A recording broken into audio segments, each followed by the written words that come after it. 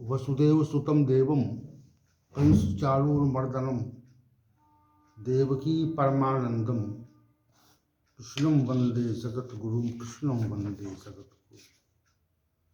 कृष्णाय वासुदेवाय हरे परमात्मने प्रणत क्लेश नाशाय गोविंदाय नमो नमः गोविंदाय नमो नमः।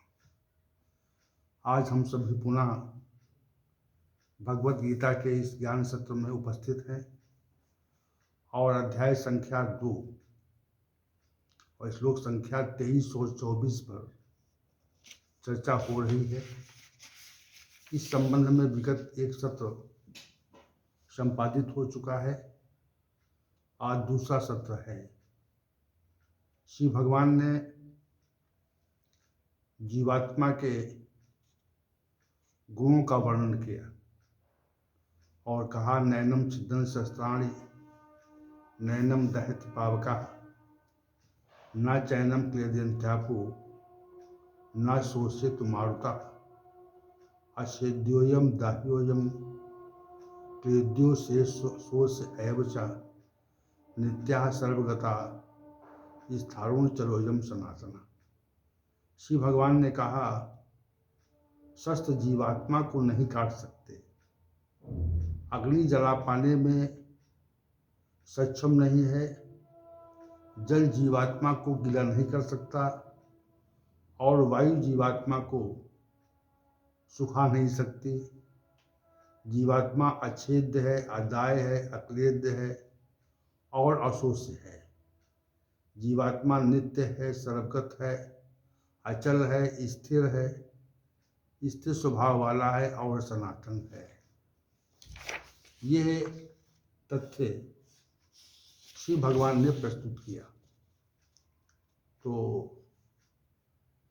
जीवात्मा के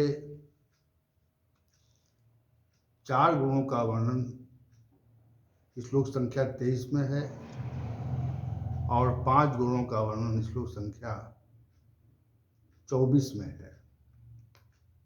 परमात्मा को कोई शस्त्र काट नहीं सकते, अर्थात परमात्मा को किसी प्रकार विनिष्ट किया जा पाना संभव नहीं है। इस संबंध में एक तथ्य और स्पष्ट कर दें कि वहाँ तक हमारी पहुँच भी नहीं है। परमात्मा चूँकि अव्यक्त है, इसलिए व्यक्त न होने के कारण वो परमात्मा किसी भी प्रकार नष्ट किया जा पाना संभव नहीं। तो जैसा श्री भगवान ने जीवात्मा के संबंध में कहा कि जीवात्मा अछेद्य है, अदाय है, अक्लेद्य है, अशोष्य है, उसी तथ्य को यहाँ पर हम परमात्मा के ऊपर घटित करना चाहते हैं। परमात्मा को अग्नि द्वारा जलाया जा पाना संभव नहीं है, क्योंकि परमात्मा के परम धाम को सूर्य, चंद्र, अग्नि प्रकाशित नहीं करते। अग्नि की वहाँ तक पहुँच नहीं है। परमात्मा को जल से भिगोया जा पाना संभव नहीं है। परमात्मा को वायु सुखा नहीं सकती। परमात्मा सदा सर्वदा है, नित्य है, कण कण में व्याप्त है, सर्वगत है, अर्थात प्रत्येक स्थान पर उपस्थित रहने वाला है। परमात्मा परम भाव में ही स्थित रहता है, परम धाम में ही स्थित रहता है। इस कारण स्थाणु है। परमात्मा चलता फिरता नहीं है, इस कारण अचल है। परमात्मा सृष्टि के पूर्व भी था और सृष्टि के पश्चात भी रहने वाला है, इस कारण वो सनातन है। परमात्मा के समस्त गुण जीवात्मा के समान है। इसलिए जीवात्मा को परमात्मा का अंश कहा जाता है, क्योंकि वह सहधर्मी है। सहधर्मी अंश ही अंशी का स्वरूप होता है। इसलिए ये तथ्य हम स्पष्ट करना चाहते हैं कि जिन गुणों का वर्णन यहाँ पर श्री भगवान ने जीवात्मा के लिए किया है, उन्हीं गुणों का संबंध परमात्मा से भी है। उपरोक्त प्रकार से जीवात्मा के 9 गुणों का उल्लेख किया गया।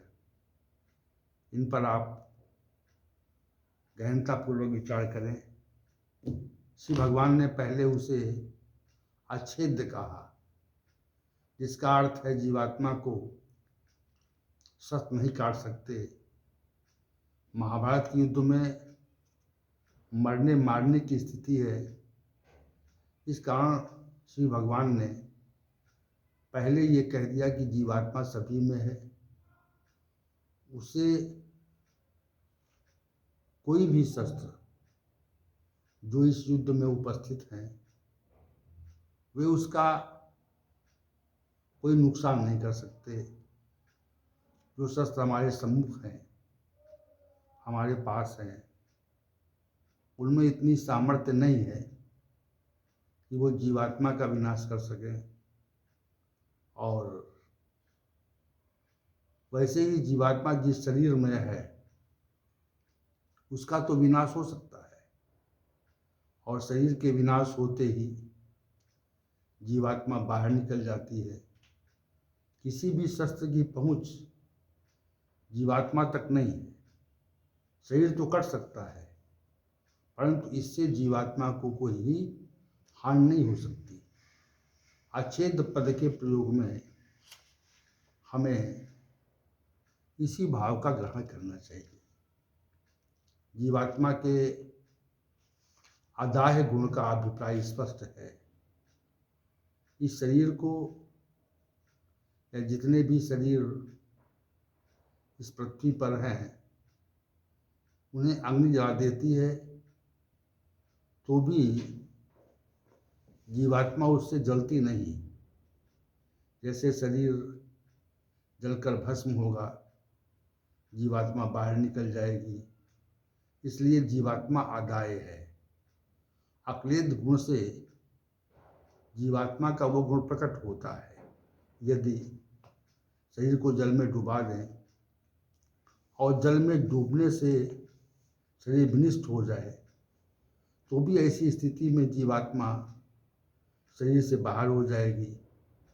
वो जल में डूबेगी नहीं, क्योंकि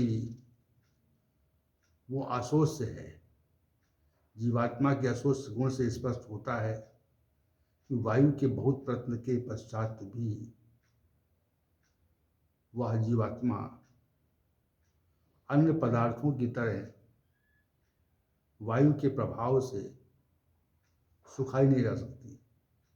वायु तो संसार की वस्तुओं को सुखाने की क्षमता रखती है, परंतु वायु में जीवात्मा को सुखाने की क्षमता नहीं है।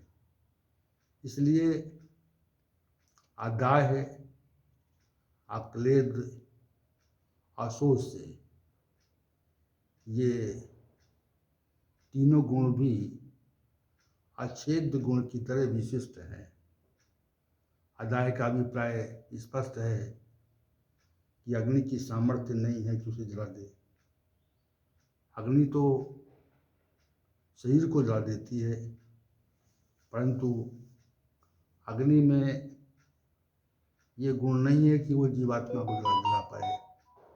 वैसे ही अक्लेद, जो जल है, वो समस्त पृथ्वी पर उपस्थित है और अनेक तथ्यों को भिगो देता है, परंतु जीवात्मा उससे भीगती नहीं।